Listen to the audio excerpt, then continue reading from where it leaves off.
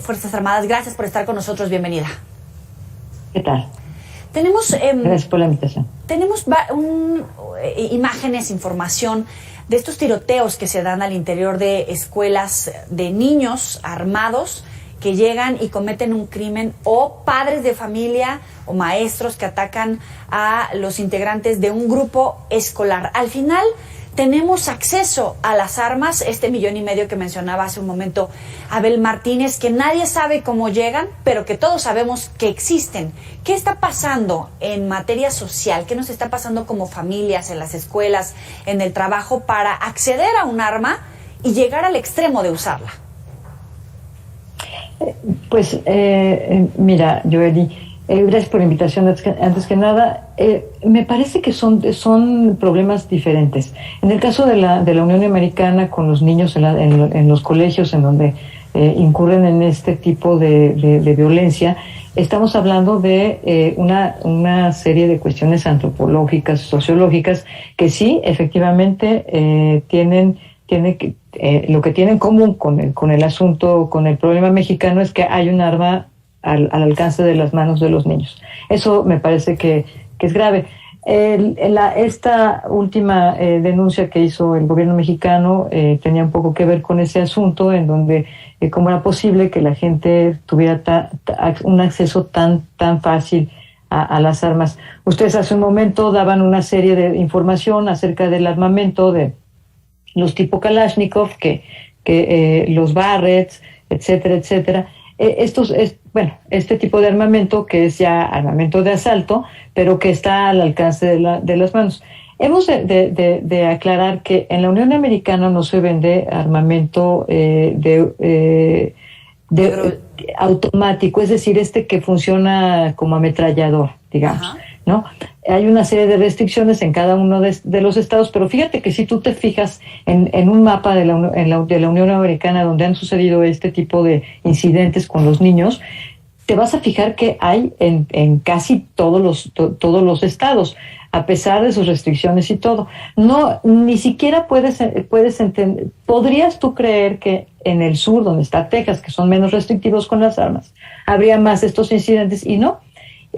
Aparentemente están disgregados por toda la Unión Americana, lo que nos dice que hay un problema de seguridad, de acceso a las armas, pero también hay un problema sociológico en donde hay un tema postraumático de los niños, de disgregación familiar, etcétera.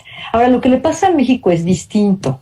Lo que nos sucede a nosotros es que tenemos un problema de muchísimas armas en México, como dijo tu compañero.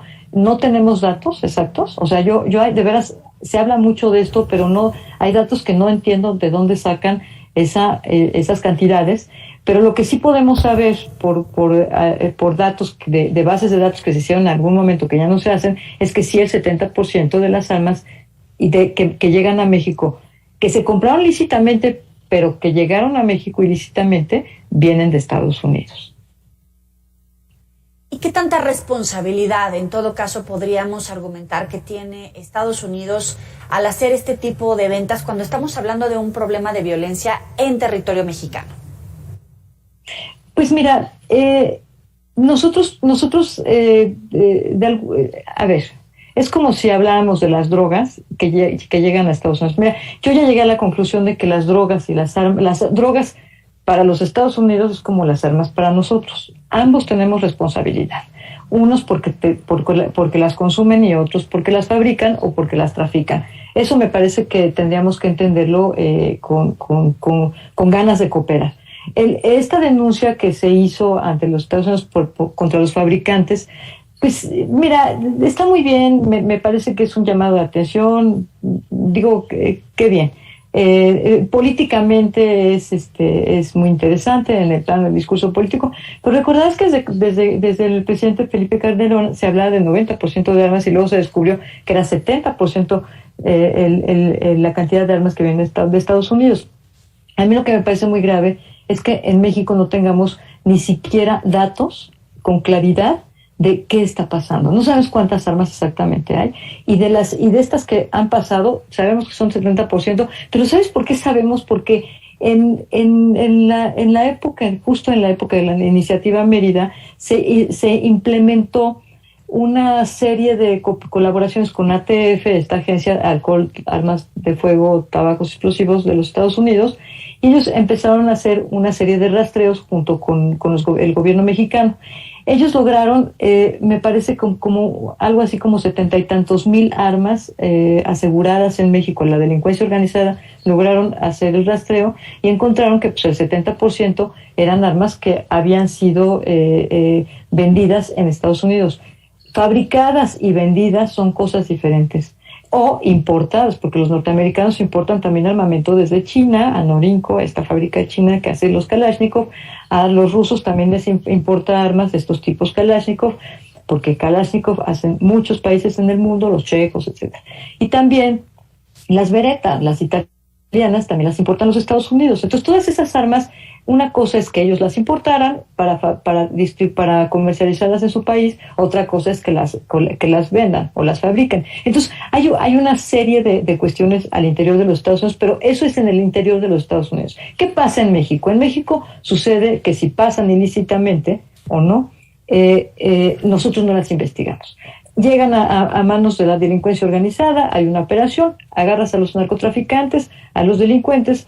¿Qué pasa? Bueno, ya tienes la droga que les aseguraste, tienes una serie de cuestiones con las que el juez te va a decir, bueno, pues mira, aquí este tipo incurrió en delincuencia organizada porque es parte de un cartel o de una organización delictiva, además tienes droga, bueno, delitos contra la salud, y ya tienes una cantidad de años que puedes con los que puedes tú meter a la cárcel a un señor, y las armas ya no las vuelves a investigar. El problema en México es que no estamos investigando las armas y no tenemos idea de cuántas hay y de qué calibres. Ese es el problema. Nosotros tenemos que hacer nuestro trabajo también. Finalmente, en Estados Unidos mucho se habla del terrorismo doméstico, de jóvenes, en general la sociedad que tiene acceso a información en redes sociales sobre ISIS, sobre otros comportamientos sociales vinculados principalmente al terrorismo en otros países. Pero ¿qué está pasando en el tejido social mexicano que de repente queremos parecernos a esas figuras que acaparan las noticias por terrorismo doméstico? ¿Qué pasa al interior de nuestras familias como tal? Hace ratito hablabas de disgregación familiar. ¿Qué pasa en México? Pues mira, yo creo que el problema de México, yo creo que las sociedades han cambiado mucho, ya no somos esta sociedad donde había un papá que trabajaba, una mamá que se quedaba en casa y estaba como muy al pendiente de los miembros de la familia. A mí me parece que han cambiado estas cuestiones. Y también, bueno, tenemos una población que es mucho mayor y tenemos gobiernos del mismo tamaño que no han sido capaces de hacer un control explícito en seguridad. Mira, simplemente veamos el tema de las policías. Tenemos una crisis policial de prevención impresionante. Yo creo que todos, seguramente tú has escuchado algunas anécdotas de que había un policía en la cuadra y todo el mundo lo conocía. Estas cosas ya no existen. Entonces, me parece que tenemos como sociedad una falta ¿cómo decirlo?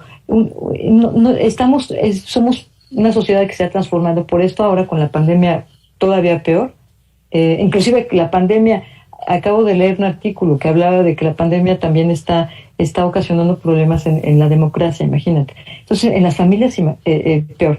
Y tenemos un problema en México especialmente donde toda la responsabilidad la está teniendo las Fuerzas Armadas.